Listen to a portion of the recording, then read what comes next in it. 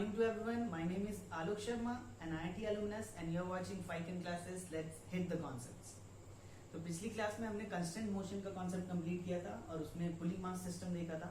उसके पहले वाली क्लास में हमने वेज कंस्टेंट और स्ट्रिंग कंस्टेंट देखा था. तो ये स्ट्रिंग कंस्टेंट्स पढ़ने का एक्चुअली मोटो क्या होता है कि हम प्रॉब्लम्स को सॉल्व करने के लिए एक एक्स्ट्रा इक्वेशन जान पाते हैं.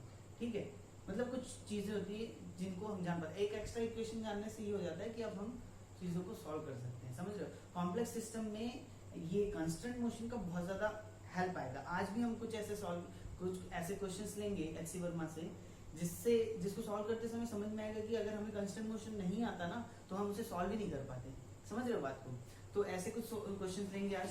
और मेनली आज क्या है टॉपिक, ऑब्जेक्टिव ये है कि हम इनर्शियल नॉन इनर्शियल फ्रेम के बारे में जानेंगे, स्यूडो फोर्स के बारे में जानेंगे और उससे रिलेटेड क्वेश्चंस देखेंगे. ठीक है, तो आज स्यूडो फोर्स क्या होता है ये जानना. स्यूडो का मीनिंग होता है कि which is not real. Pseudo का मतलब यही होता है जो कि रियल नहीं है. ठीक है, तो लेकिन एक्चुअली में फोर्स तो है ना, तभी तो आ रहा है. देखो नाम भले दिया गया है कि एक्चुअली में रियल नहीं है, लेकिन शायद वो है, हमें क्या पता. लेकिन अगर नहीं होता तो हम ले ही क्यों रहे होते, है कि नहीं. तो वो एक्चुअली में क्या पता है, लेकिन स्यूडो नाम इसलिए दिया गया है क्योंकि वो दिखता नहीं है. समझ रहे हो? चलो अच्छा, आ जाओ थोड़ी सी डिस्कशन करते हैं. देखो स्यूडो फोर्स ना एक ऐसी चीज है जो मतलब अब हमने नहीं भी पढ़ी होती ना तो भी हम क्वेश्चन को सॉल्व कर पाते थे. पहले भी हम कर रहे थे. पहले भी हमने कई सारे ऐसे क्वेश्चंस किए जिसमें हम स्यूडो फोर्स लेके भी बना सकते थे, लेकिन हमने उस समय तक स्यूडो फोर्स पढ़ा नहीं था तो बिना स्यूडो फोर्स के ही बना लेते थे. अब स्यूडो फोर्स क्या है, एक टेक्निक है, अलग टेक्निक है जिसका यूज करके भी क्वेश्चन सॉल्व किए जा सकते हैं. मैकेनिक्स के क्वेश्चन सॉल्व किए जा सकते हैं, लेकिन ऐसा नहीं है कि अगर वो तुम्हें नहीं आता है तो तुम क्वेश्चन बना ही नहीं सकते. दूसरे मेथड्स हैं. नॉर्मली न्यूटन का सेकंड लॉ अगर तुम्हें लिखना आता है तो तुम क्वेश्चन सॉल्व कर सकते हो. लेकिन कई बार ऐसे सिचुएशन आते हैं जहां पे अगर तुम्हें स्यूडो फोर्स का कॉन्सेप्ट पता हो तो कॉम्प्लेक्सिटी रिड्यूस हो जाती है, सिस्टम की कॉम्प्लेक्सिटी रिड्यूस हो जाती है और तुम उसे आसानी से सॉल्व कर पाते हो. ठीक है, चलो अच्छा, सबसे पहले तो एक बात करते हैं. ये वाले ये क्या ले लिया मैंने, ये ले लिया, लिफ्ट ले लिया, और लिफ्ट के अंदर एक पेंडुलम इस तरीके से लटक रहा है. क्या है? पेंडुलम लटक रहा है. इसका मास m है. ठीक है, इसका मास m है.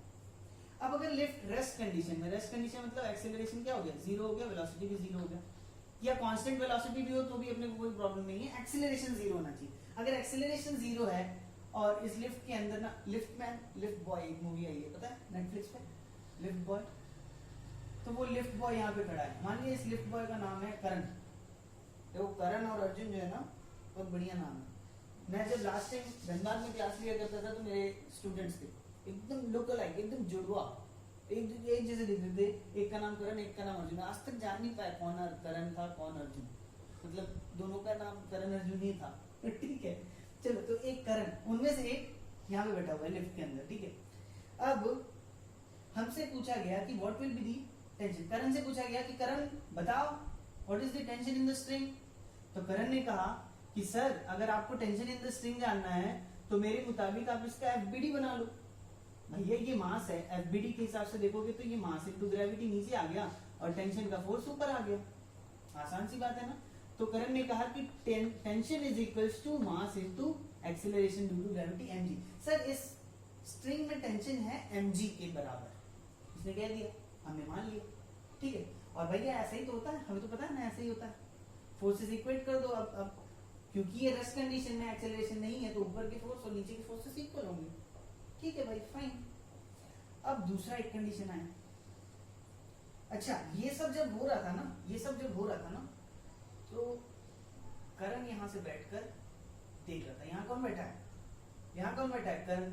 सॉरी, करण तो अंदर बैठा हुआ है, यहाँ पे बैठा है अर्जुन. ये इस तरीके से ऐसे पैर, ये है अर्जुन यहाँ बैठा हुआ है. अर्जुन इसे देख रहा था. जब करण से पूछा गया, मैंने पूछा करण से, Karan what is the tension in the string. Karan ने कहा mg. अर्जुन ने कहा हाँ भाई सही बात, टेंशन तो mg का ही लग रहा है. ठीक है भाई. अब अर्जुन फिर से आउटसाइड है. अर्जुन फिर से क्या है, आउटसाइड बाहर बैठा हुआ है.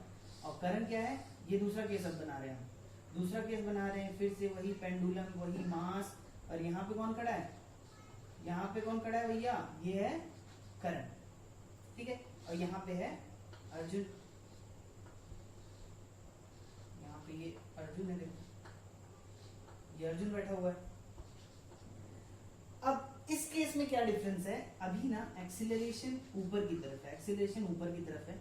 अब अगर तुम याद करो, अगर तुम्हें याद हो, हमने जी इफेक्टिव का कॉन्सेप्ट पढ़ा था ना, जी इफेक्टिव का कॉन्सेप्ट। अच्छा जी इफेक्टिव इस केस में क्या होगा, मुझे कोई बता सकता है क्या?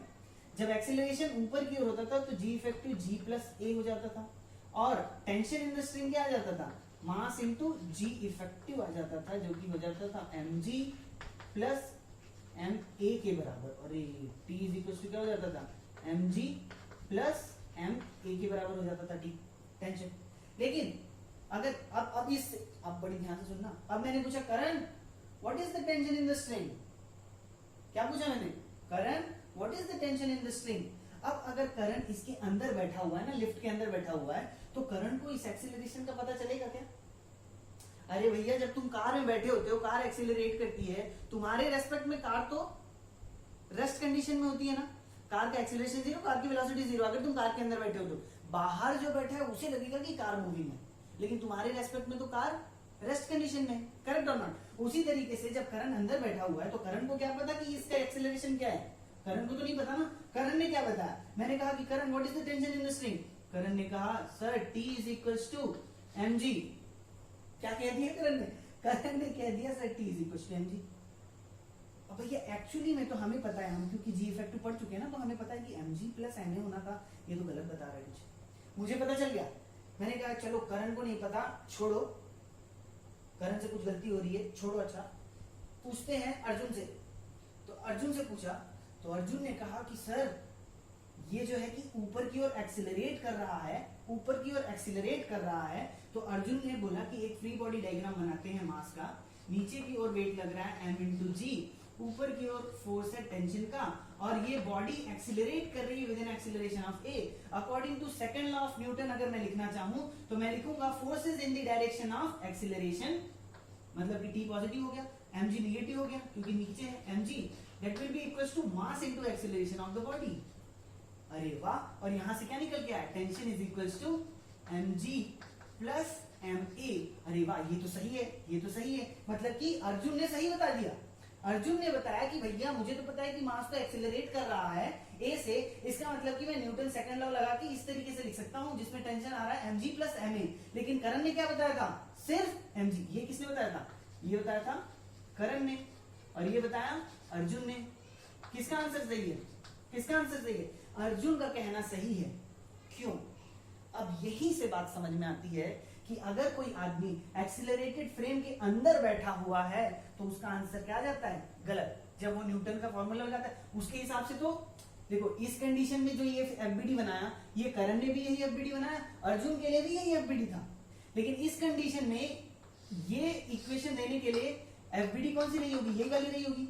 देखो करंट की एफबीडी तो चेंज नहीं हुई, लेकिन अर्जुन की एफबीडी चेंज हो गई। क्यों? क्योंकि अर्जुन को ये एक्सीलरेशन बाहर से दिखाई देता है, लेकिन करण जब लिफ्ट के अंदर ही बैठा हुआ है तो उसे ये एक्सीलरेशन दिखाई नहीं देता है।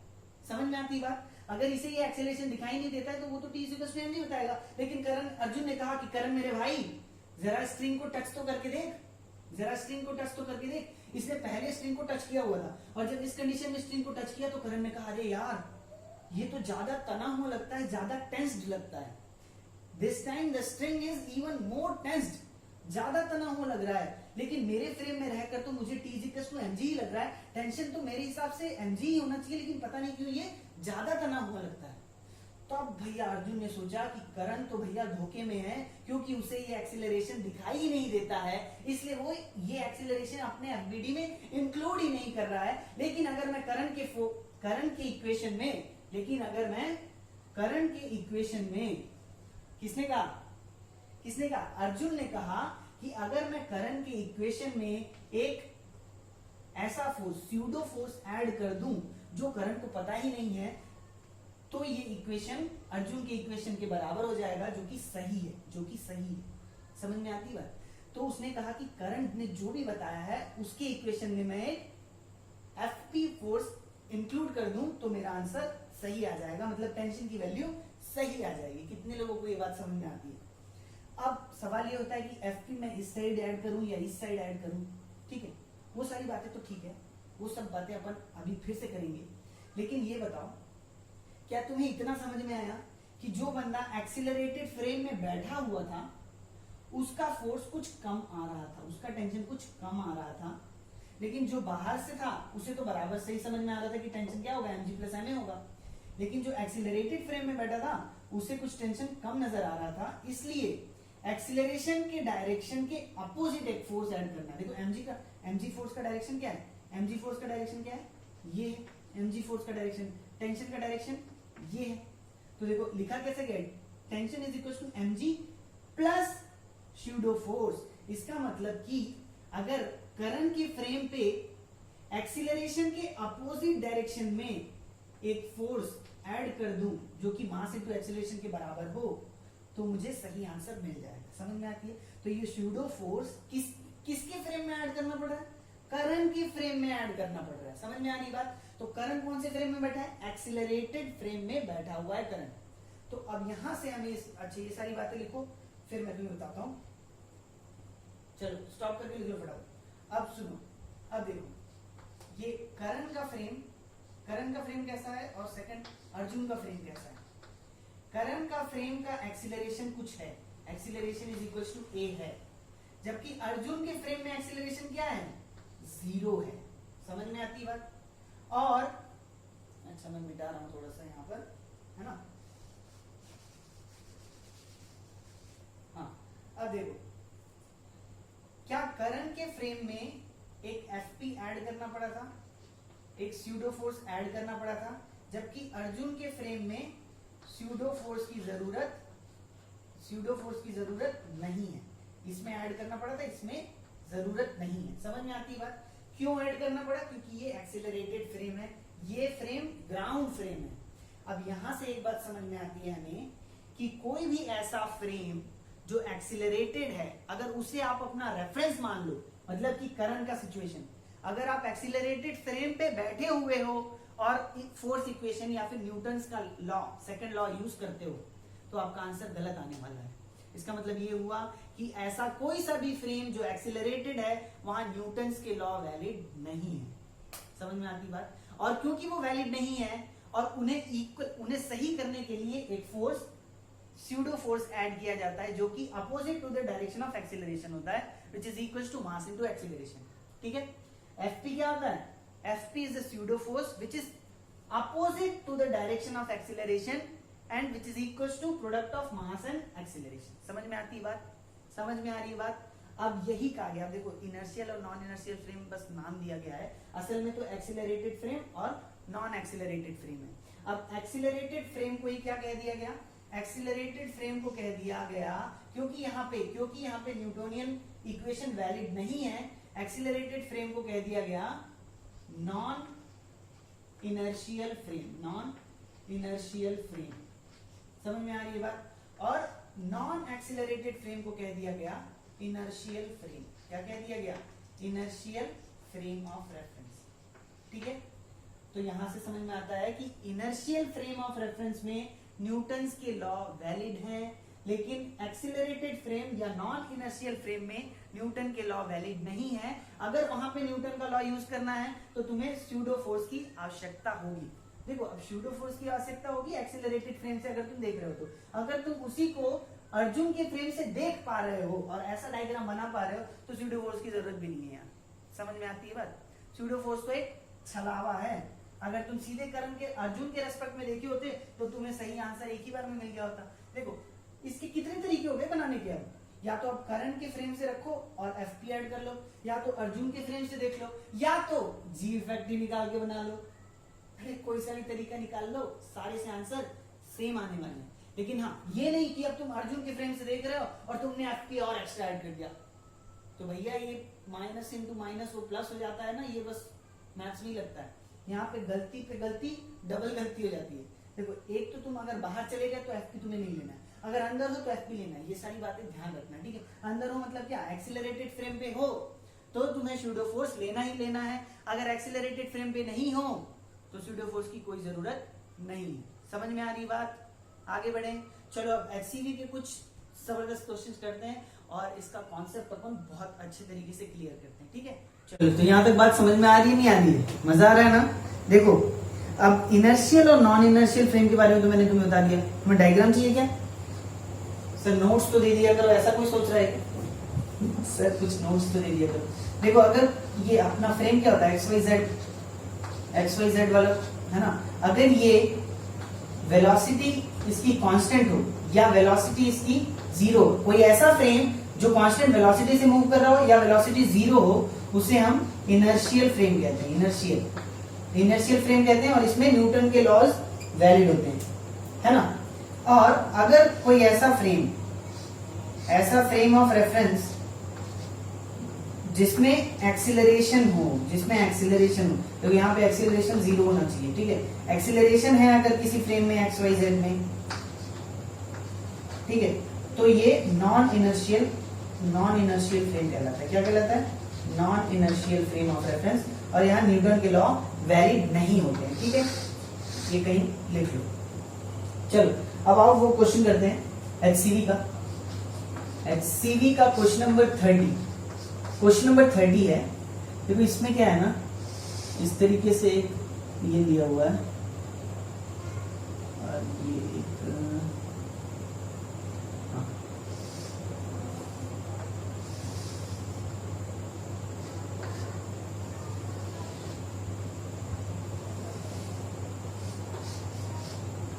ये क्या है, ये मास m है एक, और यहाँ पे एक और मास, ये एक मास, सेम मासेस है, तो दोनों मासेस सेम है।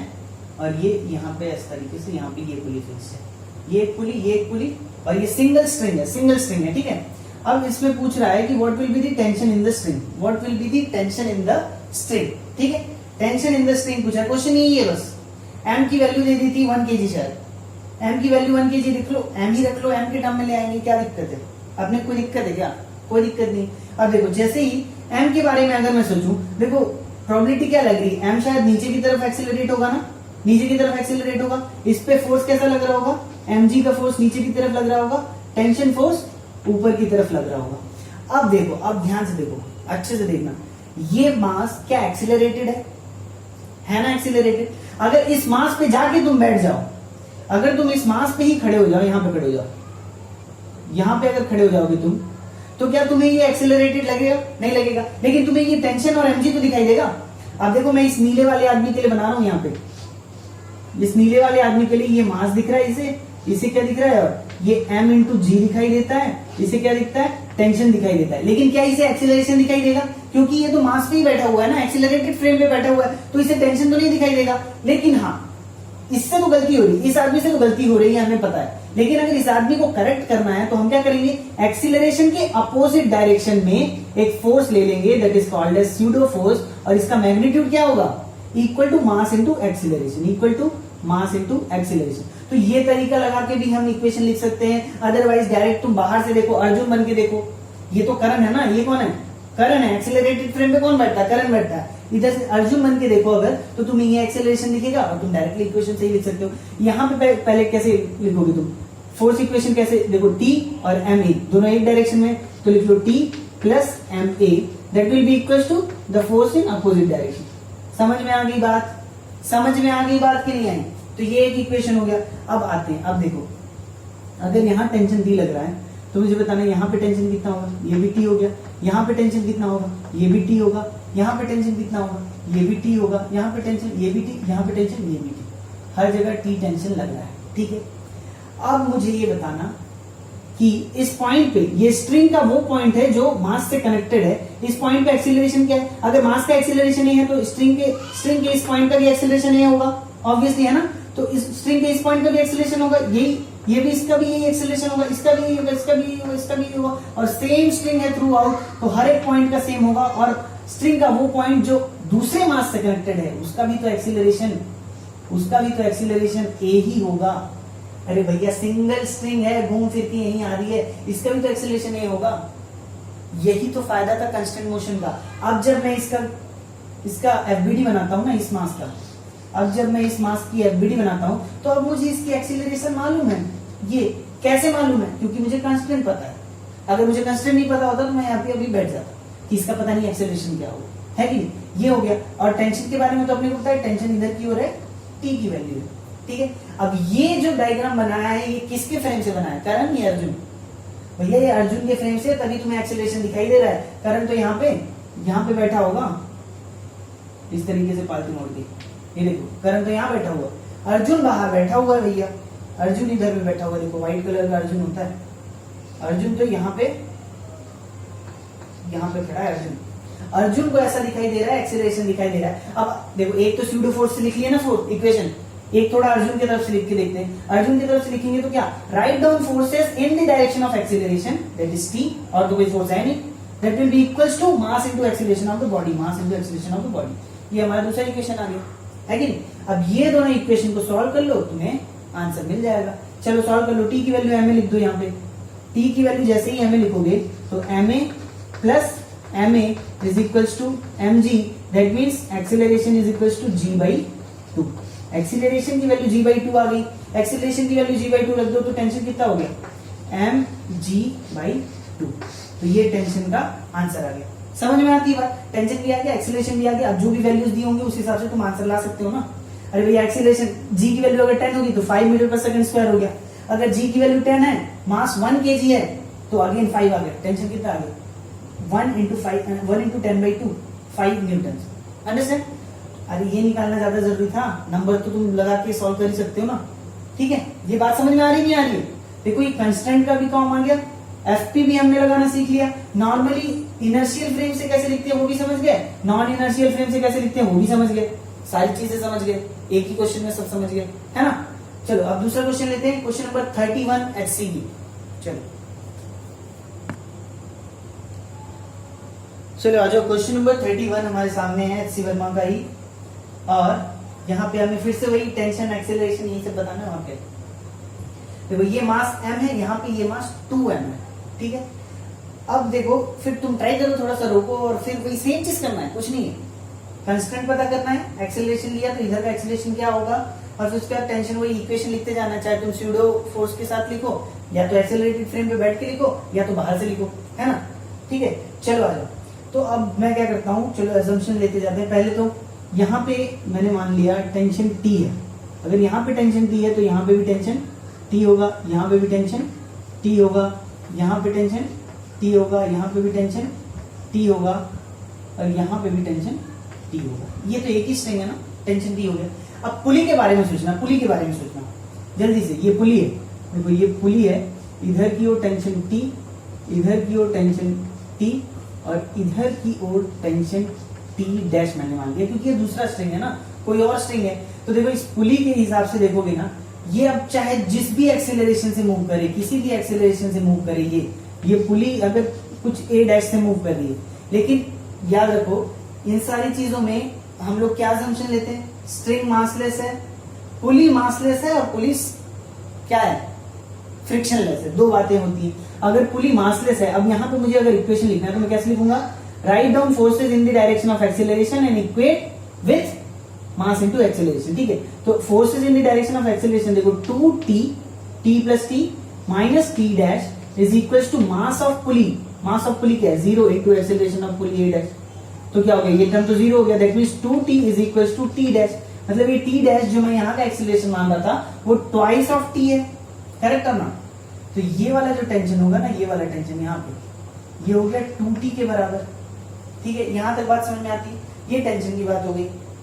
अब ये क्या बात बोलते हो, एक्चुअली यहाँ पे करण बन के देखें या अर्जुन बन के, चलो करण बन के देख लेते हैं, करण बन के देखते हैं। अब मैंने अगर मान लिया कि इसका एक्सीलरेशन UA है, क्या है, ये तो नीचे ही आएगा ऑब्वियसली, ये एक्सीलरेशन A है, अगर ये एक्सीलरेशन अगर A है, ठीक है, तो यहाँ पे पहले सबसे पहले यहाँ का फोर्स क्या होगा, यहाँ नीचे की ओर फोर्स क्या होगा, ये हो गया M इंटू जी, कैपिटल M है, M इंटू जी। अब अगर करंट बन के देख रहे हो, करंट बन के देख रहे हो तो फोर्स कैसे, तो फिर तुम्हें एक्सीलरेशन के अपोजिट डायरेक्शन में एक कौन सा फोर्स लेना होगा, pseudo force which will be equals to capital M into acceleration. समझ में आ रही बात? अब करंट के रेस्पेक्ट में इक्वेशन लिख लो, देखो दो फोर्सेस ऊपर की ओर है, एक नीचे की ओर है, तो मैंने लिख लिया capital M into A plus tension, capital M into A plus tension, that will be equals to mass into gravity. ठीक है, ये अपना इक्वेशन नंबर 1 आ गया। चलो कोई बात नहीं, बढ़िया है। अच्छा, इसका एक्सीलरेशन हमें पता है क्या? जब तक इसका एक्सीलरेशन नहीं पता है, इसके लिए क्या मैं इक्वेशन लिख पाऊंगा? बिल्कुल नहीं लिख सकते सर। इसका एक्सीलरेशन पहले पता करो, तो पता करो भाई, पता करो। अगर ये एक्सीलरेशन ए है, देखो, तो फिर क्या हो गया? अब ध्यान से देखते रहना, ध्यान से एकदम देखना। कैसे देखोगे? ध्यान से एकदम देखना, समझ लो। ये एक्सीलरेशन ये है, मतलब इस स्ट्रिंग का एक्सीलरेशन देखो, ये इधर ए है, इधर क्या होगा? ऐसे ए होगा, इधर क्या होगा? ऐसे ए होगा। मतलब इस पॉइंट पे देखो, इस पॉइंट पे एक्सीलरेशन के इस तरफ ए होगा, होगा नहीं होगा? होगा कि नहीं होगा? होगा, है ना?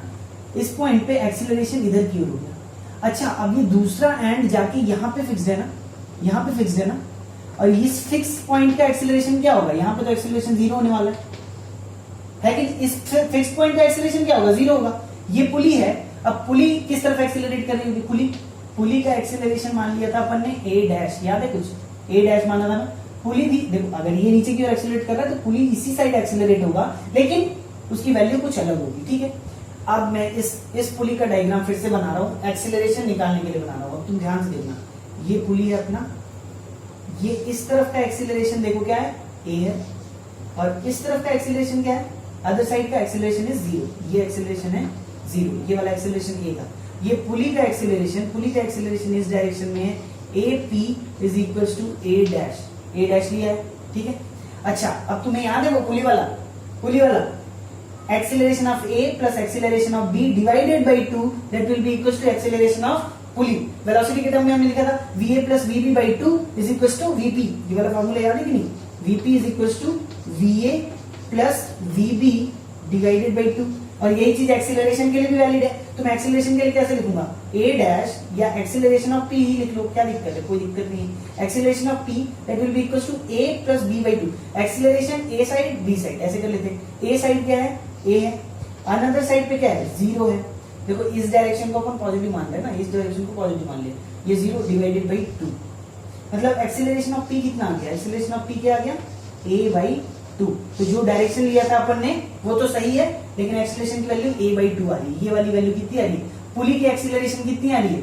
a by 2। अगर पुली की एक्सीलरेशन a बाई 2 आ रही है तो मास की एक्सीलरेशन 2m, मास की एक्सीलरेशन क्या होगी? ये भी तो a बाई 2 होगी भाई, यही तो पुली से डायरेक्टली कनेक्टेड है ना। ठीक है, तो अब अगर मैं मास 2 का एफबीडी बनाऊं या फिर 2m का एफबीडी बनाऊं, तो इसका एक्सीलरेशन तो क्या है? a बाई 2 है ना। और देखो टेंशन कितना है? ये वाला टेंशन कितना है? यहाँ पे देखो 2t के बराबर है, 2t के बराबर है।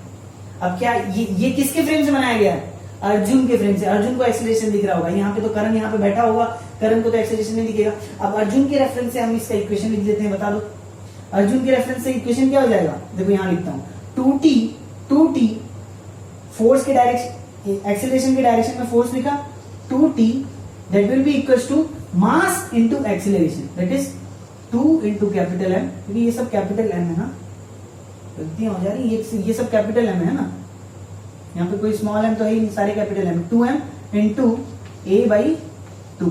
क्या बात समझ में आती है? क्या बात समझ में आती है? देखो, इस 2 को इस साइड ले लूं, अगर मैं एक 2 और एक 2 को काट लेते हैं ना, तो इस इक्वेशन को सॉल्व करना है। ये 2 काटा तो ये भी 2 काट लिया, कोई दिक्कत?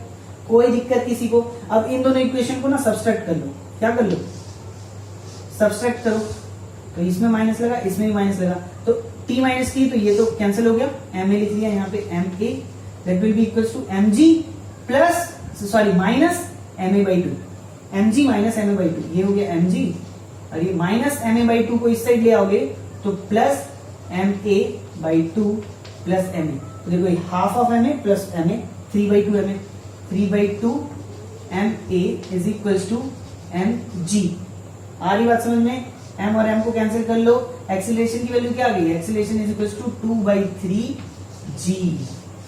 अब g की वैल्यू 10 है तो उस हिसाब से 20 बाई 3 हो जाएगा। तो एक्सीलरेशन की वैल्यू आ गई, आगे नहीं आ गई। अब क्या निकालना है? और क्या निकालना है? टेंशन निकालना है, टेंशन निकाल लो। टेंशन इज इक्वल्स टू ये वाले इक्वेशन से m a बाई 2, लेकिन एक्सीलरेशन की वैल्यू क्या है? 2 बाई 3 g है। एक्सीलरेशन की जगह में लिख लो 2 बाई 3 इंटू जी। तो ये 2 और 2 कैंसिल हो गया और टेंशन की वैल्यू आ गई mg/3। तो टेंशन की वैल्यू आ गई mg/3। सारी चीजें सॉल्व हो गई, हो गई। देखो कंस्टेंट कैसे लगाया अपन ने, कंस्टेंट में ये पुली वाला मेथड ले लिया, एक तरफ a है दूसरी तरफ 0 है, तो ये वाला हाफ होना चाहिए। याद है तुम्हें पुली का क्या होता है, this acceleration plus this acceleration divided by 2, that will be another acceleration. ऐसे ही तो होता है ना, vp = vba + vb divided by 2।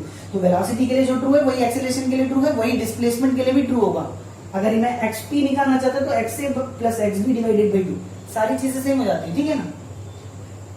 कहानी समझ में आ रही है? क्या हो रहा है सर, इतना सब कुछ बताते जा रहे हो, ऐसा तो नहीं लग रहा ना तुम्हें?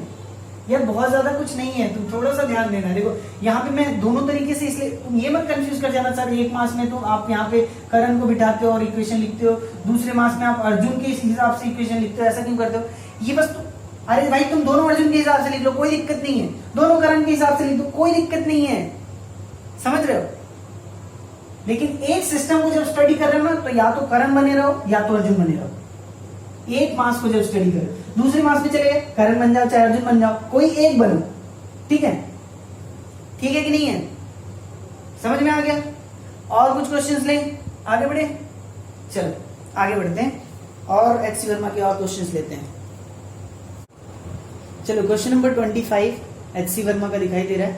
इसमें तुम्हें फाइंड आउट करना है what will be the acceleration of the block and the direction, ठीक है? इसके अलावा टेंशन भी निकाल सकते हैं, अपन निकाल लेंगे टेंशन भी। देखो ये वेज दिया हुआ है जिसकी साइड्स 5, 3 एंड 4 दी हुई है, एनी यूनिट, कोई सा भी यूनिट ले लो, ठीक है? अब हमें निकालना है कि इसका मास का एक्सेलरेशन क्या होगा, ठीक है? देखो अगर ये 5, 3 एंड 4 है ना, तो हमें थोड़ा सा अगर याद हो तुम्हें, तो ये एंगल हो जाएगा 53 डिग्री और ये एंगल हो जाएगा 37 डिग्री, ठीक है? देखो इधर स्लोप ज्यादा है, 53 डिग्री मतलब स्लोप ज्यादा है, इधर स्लोप कम है, और दोनों मासेस इक्वल हैं, दोनों मासेस इक्वल हैं। तो तुम मुझे बताओ किस तरफ एक्सेलरेट होने की प्रोबेबिलिटी ज्यादा है? 53 ज्यादा स्लोप में आसानी से एक्सेलरेट होगा या कम स्लोप में? ऑब्वियसली यार ज्यादा स्लोप में तो तेजी से गिरेगा ना, है कि नहीं? यहां ज्यादा एक्सेलरेट होना चाहिए। लेकिन फिर चलो इतनी बुद्धि तो हमने लगा ली, मतलब समझ लो अब कोई एकदम गधा ही था, बुद्धि नहीं लग पा रही है, समझ ही नहीं आ रहा है कि यार किधर एक्सेलरेट होगा, हमें नहीं समझ में आ रहा है। तो कोई सा भी डायरेक्शन ले लो, कोई सा भी डायरेक्शन ले लो। चलो मान लिया इधर ले लिया, देखो इधर एक्सेलरेट तो नहीं होना चाहिए, है कि नहीं? हमें इतनी बुद्धि तो है कि इधर एक्सेलरेट नहीं होगा, इधर से होगा एक्सेलरेट। लेकिन फिर भी चलो किसी ने नहीं पता किसी को कि एक्सेलरेशन का डायरेक्शन क्या होगा, इधर ले लिया, तो इधर से लेके भी बना लो। देखो आंसर फिर ए हमारा क्या आना चाहिए, नेगेटिव आ जाएगा, ठीक है? चलो अच्छा ये बात हो गई। अब हम क्या करते हैं ना, अब हम क्या करते हैं, अब हम लोग क्या करने जा रहे हैं, इसका एफबीडी बना लेते हैं, फिर इसका एफबीडी बना लेते हैं, दोनों सॉल्व कर लेते हैं, आ जाएगा आंसर, है ना? तो चलो M1 ये वाला M बना रहे हैं, ठीक है? 37 वाले पे, 37 वाले पे जो M है उसे ऐसे बना लिया अपन ने, M बना लिया, M बना लिया भाई। अब M बनाते ही मुझे बताना, ये इसके parallel to the plane, parallel to the inclined plane, ये जो फोर्स आता था, ये तुम्हें अगर याद हो तो ये होता है mg, कौन सा कंपोनेंट? साइन थीटा कंपोनेंट होता था, है ना? Sine theta component. और इस डायरेक्शन में तो भैया हमें पता है कोई टेंशन आएगा t, यहाँ पे तो कोई t टेंशन आ रहा होगा ना, तो वही टेंशन यहाँ भी आएगा t, क्योंकि स्ट्रिंग सेम है ना? अगर इसका एक्सेलरेशन a है, मुझे बताओ अगर इसका एक्सेलरेशन a है तो इसका एक्सेलरेशन क्या होगा? इसका एक्सेलरेशन इधर की ओर होगा, और क्या होगा? सेम स्ट्रिंग है, इस पॉइंट का एक्सेलरेशन a है तो इस पॉइंट का भी एक्सेलरेशन a ही होगा, तो इस मास का भी एक्सेलरेशन a ही होगा, ठीक है? इसमें तो कोई ज्यादा सोचने की बात नहीं थी, बहुत ही आसान सी बात है। चलो अच्छा ये हो गया। अब इसका एक्सेलरेशन इधर की ओर है, तो या तो तुम ऐसे अर्जुन बन गया ना, ये तो अभी तो अर्जुन बन गया, एक्सेलरेशन निकाला मतलब अर्जुन बन गया। अगर तुम करण बन के करते तो क्या करते? एक फोर्स अपोजिट डायरेक्शन में ले लेते, बहुत ही सिंपल सी बात है कि नहीं? देखो अगर इसके अलावा और कौन सा फोर्स लग रहा है, कोई बता सकता है क्या? इसमें इस मास में एक फोर्स इस तरीके से नॉर्मल भी लग रहा होगा, है ना? नॉर्मल भी लग रहा होगा, लगने को अपने क्या करना, अपने को इस डायरेक्शन से मतलब है, इस डायरेक्शन में एक्सेलरेशन ये है, मास ये है, टेंशन और ये दिया हुआ है। तो हमने क्या किया, सेकंड लॉ लगा लिया। अर्जुन के फ्रेम से सेकंड लॉ लगाता हूं, that means right down all the forces in the direction of acceleration equate with mass into acceleration. So in the forces in the direction of acceleration are mg sin theta minus of t, why? Because tension is in the opposite direction, that will be equals to mass into acceleration. समझ में आती है बात? क्या sine theta की value मैं जानता हूँ यहाँ पे, इसमें थीटा 1 ले लेता हूँ। चलो इस एंगल को मैंने मान लिया थीटा 1, इस एंगल को मैंने मान लिया थीटा 2। तो थीटा 1 साइन थीटा 1, इसके हिसाब से साइन मतलब opposite side divided by base, opposite side divided by what, hypotenuse. तो ये हो गया M G and sine theta 1 की वैल्यू हो गई 3/5 minus T is equals to M A. ठीक है, ये इक्वेशन समझ में आ रही है? ये इक्वेशन नंबर अपना क्या हो गया, 1 हो गया। अच्छा, यही काम सेम टू सेम अब अपन को दूसरे मास के लिए करना है। ये दूसरा मास बना लिया मैंने, ऐसे एम बना लिया। अब मुझे बताना है इस डायरेक्शन में फोर्स कौन सा है, टेंशन फोर्स हो गया। इस डायरेक्शन में फोर्स कौन सा होगा बताओ, एम जी साइन थीटा 2 हो जाएगा ना इस बार, करेक्ट। और एक नॉर्मल फोर्स इधर लग रहा होगा, लेकिन नॉर्मल की अपने को रिक्वायरमेंट ही नहीं है। अच्छा, एक्सेलरेशन इस डायरेक्शन में इस बार, तो force which is in the direction of acceleration is T. तो इस बार कैसे लिखो, T minus M G sine theta 2 is equal to M, है ना। तो अभी लिख दिया T minus M G sine theta 2, directly लिख लेते हैं साइन थीटा 2 53 का sine, sine means opposite side divided by hypotenuse, 4 divided by 5। तो यहाँ पे आ गया 4 divided by 5, that will be equals to mass into acceleration. This is equation number 2। अब इन दोनों इक्वेशन को ऐड कर लो तो टेंशन कैंसिल हो जाएगा, ऐड कर लिया तो टेंशन हो गया कैंसिल। तो mg 3/5 माइनस mg 4/5, बताना मुझे क्या होगा। 4/5 नेगेटिव है और ज्यादा है, तो minus of mg divided by 5, 4/5 minus 3/5 क्या होगा 1/5। तो ये आ गया, that will be equals to ma plus ma, that is twice of ma। किसी को कोई दिक्कत, यहां से मास और मास को कैंसिल कर लो। तो एक्सेलरेशन की वैल्यू क्या आ गई, एक्सेलरेशन की वैल्यू क्या आ गई, ये 2 को नीचे भेज देना। तो that is equals to minus G divided by 10। क्या आ गया, माइनस जी डिवाइडेड बाई 10। अब तुम्हें याद करो, मैंने कहा था कि एक्सेलरेशन अगर निगेटिव आता है, हमने एक्सेलरेशन का जो भी डायरेक्शन लिया था उसके अपोजिट डायरेक्शन में एक्चुअली मोशन होगा। मतलब कि ये एक्सेलरेशन का डायरेक्शन गलत है, एक्चुअली में एक्सेलरेशन इस डायरेक्शन में हो रहा है, क्योंकि ये नेगेटिव आया। समझ में आ रही है बात, नहीं आ रही है? अगर जी की वैल्यू में 10 मान लूं तो what will be the acceleration, -1 metres per second square. समझ में आती है बात? ठीक है, टेंशन निकालना, टेंशन निकाल सकते हो। टेंशन कोई सा भी इक्वेशन ले लो, उसमें क्या कर लो, एक्सेलरेशन की वैल्यू यहाँ पुट कर लो, टेंशन आ जाएगा। कोई कठिन बात है क्या? एक्सेलरेशन पूछा था हमने, एक्सेलरेशन निकाल दिया। टेंशन निकालना भी हुआ तो ए की वैल्यू पुट कर लो यहाँ पे, टी की वैल्यू आ जाएगी, वेरी सिंपल। अगर मास की वैल्यू दी हुई होगी कुछ, तब तो तुम सीधे न्यूमेरिकल वैल्यू ले आओगे, अदरवाइज मास और जी के टर्म में ले आओ, कोई दिक्कत नहीं है। समझ में आ रही है बात? और एक क्वेश्चन करें, एकदम जबरदस्त क्वेश्चन करने का, एक लास्ट एक क्वेश्चन करेंगे, बहुत ही बढ़िया, जो प्रीवियस ईयर पीएमटी में भी आ चुका है, 2004 में पूछा गया था। और वो ना एक्चुअली थोड़ा सा मॉडिफाई किया है एचसीवी के एक प्रॉब्लम को, एचसीवी के ही एक प्रॉब्लम को जरा सा मॉडिफाई करके पीएमटी ने 2004 में एक सवाल पूछा था, वो सवाल अब हम लोग करने जा रहे हैं। चलो इसको उतार लो।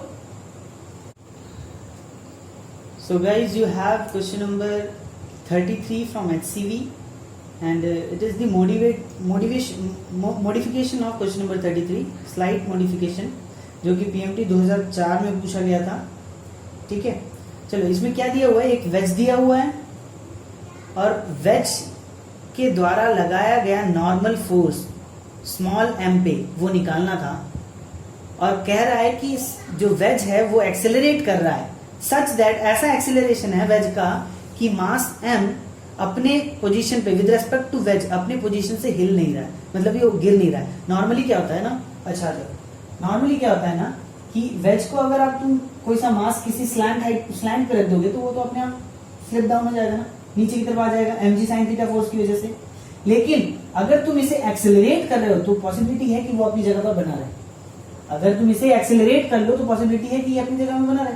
अगर बहुत ज्यादा एक्सेलरेट कर दिया तो ये भी पॉसिबिलिटी है कि उड़ के इधर आ जाए, उछल के पीछे गिर जाए, ये भी हो सकता है ना। लेकिन अभी एक्सेलरेशन इतना है कि ये अपनी जगह पर बना हुआ है, तो ऐसे कंडीशन पे हमें बताना है कि what will be the normal force acting on small M because of wedge. समझ में आ रही है बात? अब देखो, अब इस जगह पे ना तुम्हें असल में इस क्वेश्चन से हमें समझ में आएगा इंपॉर्टेंस ऑफ स्यूडो फोर्स या नॉन इनर्शियल फ्रेम का इंपॉर्टेंस अब हमें समझ में आएगा। इस कंडीशन में नॉन इनर्शियल फ्रेम से क्वेश्चन को सॉल्व करना बहुत ही इजी हो जाएगा। ठीक है, अब देखो मैं तुम्हें बताता हूँ, ये एक्सेलरेशन ए है, फाइन। अब हमारा कौन सा करंट काम आएगा कि अर्जुन? करंट काम आएगा। करंट देखो यहाँ पे इस तरीके से बैठा है, अगर करंट यहाँ पे बैठा है और ये एक्सेलरेट कर रहा है, टोटल एक्सेलरेट कर रहा है, करंट को क्या एक्सेलरेशन महसूस होगा? करंट को कोई एक्सेलरेशन महसूस नहीं होगा। लेकिन करंट के रेस्पेक्ट में अगर करंट मास m को देख रहा है तो क्या मास मूव कर रहा है इस वेज पे? नहीं, मूव नहीं कर रहा है। तो करंट से अगर मैं पूछूं कि करंट क्या ये मास मूव कर रहा है, करंट कहेगा नहीं।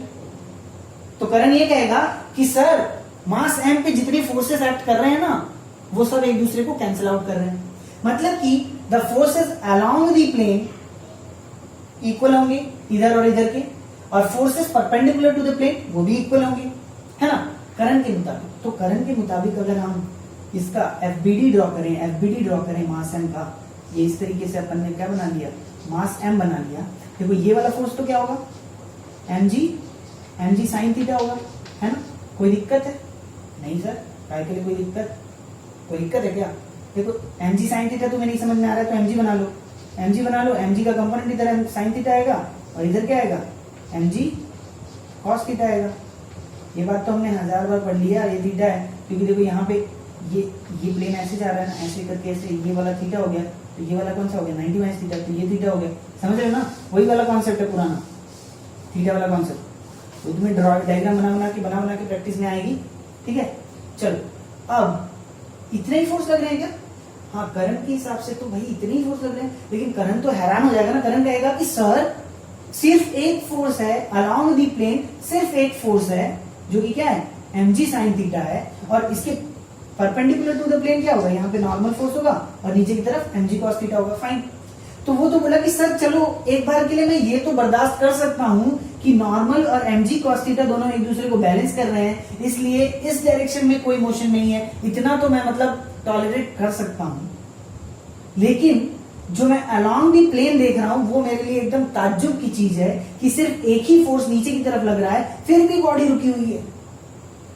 क्या कहा करंट ने कहा कि भैया along the plane, sir along the plane सिर्फ mg साइन थीटा लग रहा है, एक फोर्स लग रहा है, फिर भी बॉडी एक्सेलरेट नहीं कर रही है, अलोंग दी प्लेन रुकी हुई है।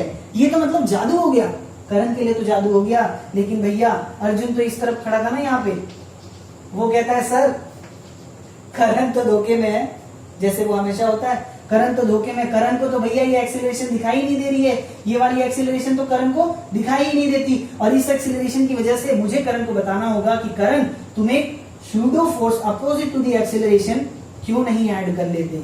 Pseudo force that will be equals to mass of the body multiplied with acceleration, ये ऐड कर लो, अब तुम्हें तुम्हारे सारे सवालों का जवाब मिल जाएगा। क्या बोला अर्जुन ने? कहा कि भाई करंट तुम एक्सेलरेटेड फ्रेम में बैठे हो, तुम्हें कुछ समझ में आता तो है नहीं, तुम बड़े सोच रहे हो कि जादू हो रहा है, यहाँ जादू हो रहा है। भैया जब तुम एक्सेलरेटेड फ्रेम में बैठे हो तो तुम्हें स्यूडो फोर्स लगाना होगा। तुम न्यूटन के इक्वेशंस को डायरेक्टली नहीं यूज कर सकते, मजाक नहीं बना सकते न्यूटन का, इसलिए तुम क्या करो, तुम एक स्यूडो फोर्स ऐड कर लो यहाँ पे। समझ में आती है बात? तो अब क्या किया अर्जुन ने, क्या किया, एक स्यूडो फोर्स इसे बोला कि यहाँ पे ऐड कर लो। अब ये थीटा है तो ये वाला एंगल क्या होगा, 90 माइनस थीटा होगा, तो ये वाला एंगल क्या होगा, ये हो गया थीटा, है कि नहीं। अब देखो मैं स्यूडो फोर्स के कंपोनेंट्स बना रहा हूँ, स्यूडो फोर्स के कंपोनेंट, स्यूडो फोर्स का इस साइड पे कंपोनेंट क्या आएगा, ये वाला फोर्स कितना आ जाएगा, देखो ये थीटा है तो ये बेस साइड हो गया ना, तो ये m a cos थीटा हो गया, है कि नहीं। और इस साइड पे कंपोनेंट क्या आएगा, इस साइड पे मैं इसको एक्सटेंड करके यहाँ पे बना रहा हूँ, ठीक है। ये देखो ये वाला, ये हो जाएगा m a sin थीटा हो जाएगा, m a sin थीटा हो जाएगा, है ना। हाँ, अब जाके मेरा फोर्स डायग्राम कंप्लीट हुआ है। अब देखो, अब ये सोच रहा है कि करण भैया, हाँ अब ये हो सकता है कि mg sin थीटा और ma cos थीटा दोनों एक दूसरे को इक्वेट कर रहे हैं और कैंसिल आउट कर रहे हैं, इसलिए कोई मोशन इस डायरेक्शन में नहीं है और ना ही इस डायरेक्शन में मोशन है। अब ये भी पता चल गया कि ये नॉर्मल सिर्फ mg cos थीटा की वजह से नहीं है, mg cos theta plus ma sin theta की वजह से है। समझ में आती है बात? समझ में आती है बात? अच्छा, अब जाके फोर्स डायग्राम क्लियर है। तो अब क्यों ना मैं force in X direction, sorry in along the plane और परपेंडिकुलर टू द प्लेन, ये दोनों को मैं लिख लेता हूं। तो चलो अलोंग द प्लेन अगर मैं लिखता हूं, अलोंग द प्लेन लिखता हूं तो क्या होगा, mg sin theta that will be equals to M A cos theta, M ने एम को मार दिया तो एक्सीलरेशन क्या आ जाएगा, एक्सीलरेशन देखो कॉस थीटा इधर नीचे आ गया तो g sine theta by cos theta is tan theta. समझ में आती है बात?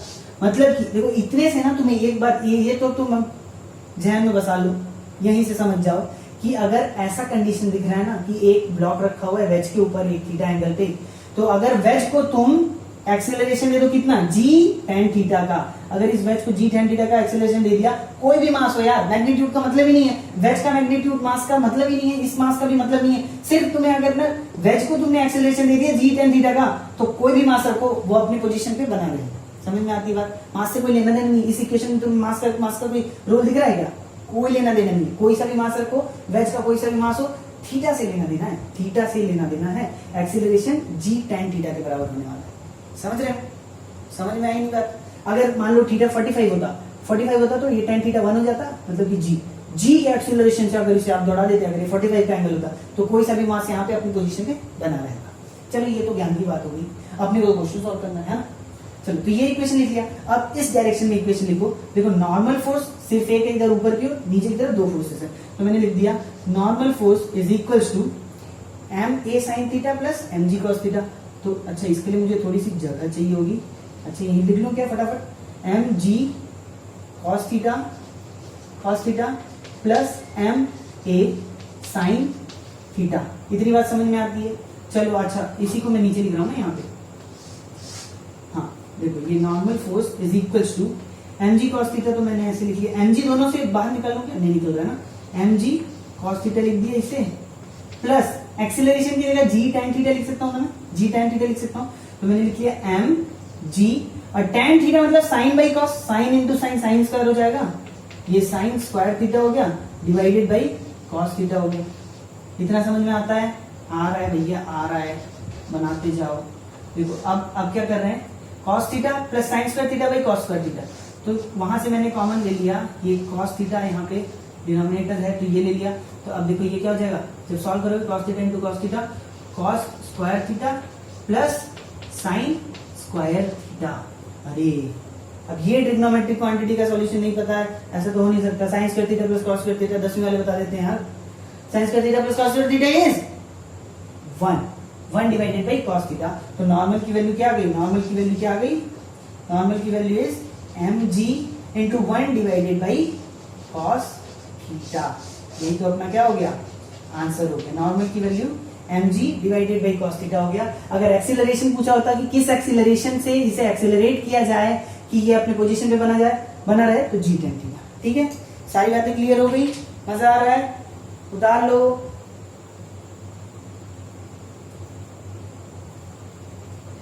ठीक है, मजा आया नहीं आया?